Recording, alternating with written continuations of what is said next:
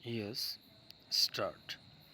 महामारी की दूसरी लहर से बदहाल अर्थव्यवस्था को राहत देने के लिए सरकार ने हाल में 6,28,000 करोड़ रुपए के आर्थिक प्रोत्साहन पैकेज का ऐलान किया है।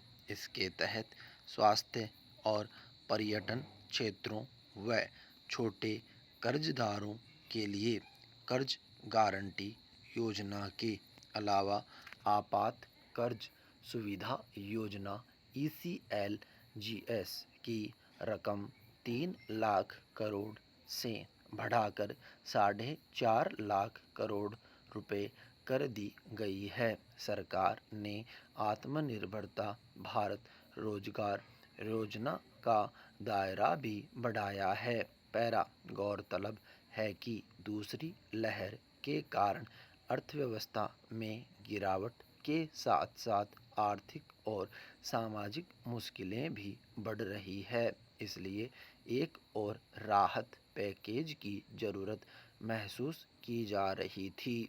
स्थिति यह है कि देश में गरीब और मध्यम वर्ग के लोगों की आमदनी में भारी गिरावट के कारण क्रय शक्ति घट गई है। बड़ी संख्या में लोगों की बचत खत्म हो गई है और वे कर्ज लेकर जीवन गुजारने को मजबूर है। महंगाई और बेरोजगारी ने मुश्किलें और बढ़ा दी है। महामारी की वजह से बिगड़े आर्थिक हालात से बैंकों का NPA बढ़ गया है। खुदरा परिसंपत्तियों और छोटे उद्यमों की समस्याएं बढ़ती जा रही है। निजी निवेश की गति भी सुस्त हो गई है।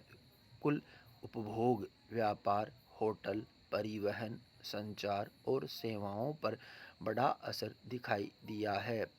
गौरतलब है कि भारतीय रिजर्व बैंक RBI ने वित्त वर्ष 2021-22 के लिए अपने पूर्व निर्धारित 10.5% की आर्थिक वृद्धि के अनुमान को घटाकर 9.5% कर दिया है। भारतीय स्टेट बैंक SBI ने भी आर्थिक वृद्धि के अपने अनुमान को घटाकर 7.9% कर दिया है, जो पहले 10.4% था। वित्त मंत्रालय की रिपोर्ट के मुताबिक टीकाकरण में युद्ध स्तर पर तेजी लाने से महामारी के दुष्प्रभाव से निकलने में मदद मिलेगी। साथ ही मांग, उपभोक्ता और निवेश बढ़ने से अर्थव्यवस्था में जान आएगी।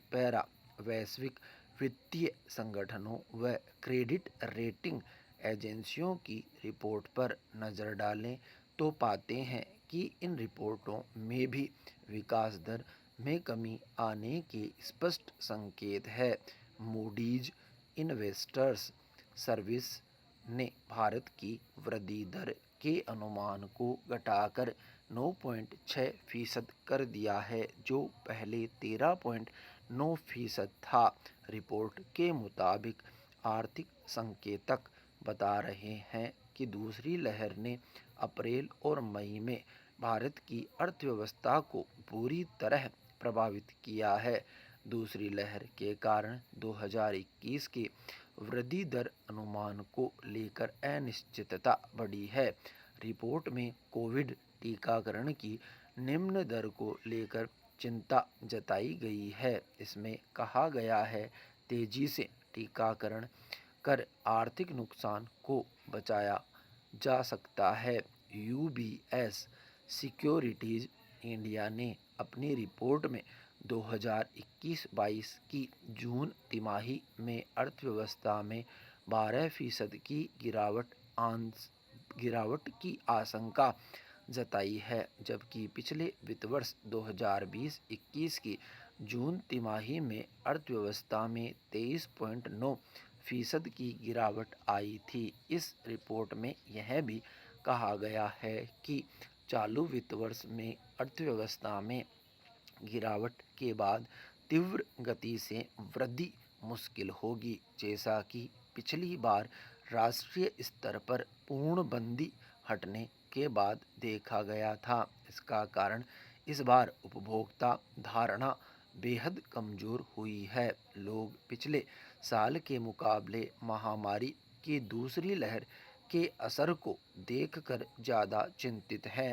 पैरा महामारी की पहली लहर से मिली भारी गिरावट से अर्थव्यवस्था पूरी तरह उबर नहीं पाई है। अब दूसरी लहर के नुकसान दिखाई देने लगे हैं। देश के ज़्यादातर उद्योग कारोबार चालू वित्त वर्ष के दौरान अपनी बिक्री में 2 अंकों की वृद्धि को लेकर उत्साहित थे, लेकिन अब स्थिति वैसी नहीं रह गई है। दूसरी लहर ने उन संभावनाओं को भी लगभग खत्म कर दिया है जिनमें कहा जा रहा था कि पिछले वित्त वर्ष की आर्थिक निराशाएं चालू वित्त वर्ष में आर्थिक आशाओं में बदल जाएंगी। चूंकि इस बार दूसरी लहर के बीच पिछले साल जैसी देशव्यापी कठोर पूर्णबंदी नहीं लगाई गई, इसलिए विनिर्माण क्षेत्र पर ज़्यादा बुरा असर नहीं पड़ा।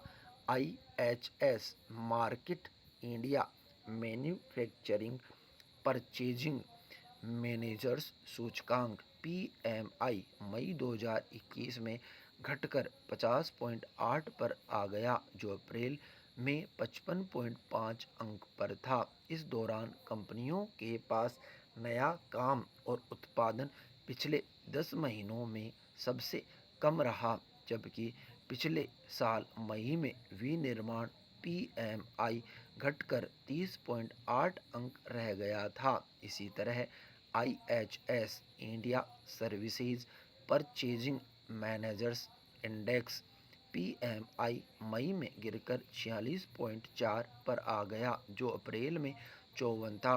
भारत के सेवा क्षेत्र में गतिविधियां 8 महीने में पहली बार संकुचित हुई है। पैरा इसमें कोई संदेह नहीं कि केंद्र और राज्य सरकारों व RBI ने महामारी की दूसरी लहर के बीच अर्थव्यवस्था के विभिन्न क्षेत्रों की मदद के लिए कुछ कदम अवश्य आगे बढ़ाए हैं। हाल में घोषित राहत पैकेज के अलावा पिछले 2 महीनों में आर्थिक सामाजिक राहत की योजनाएं भी शुरू की गई है।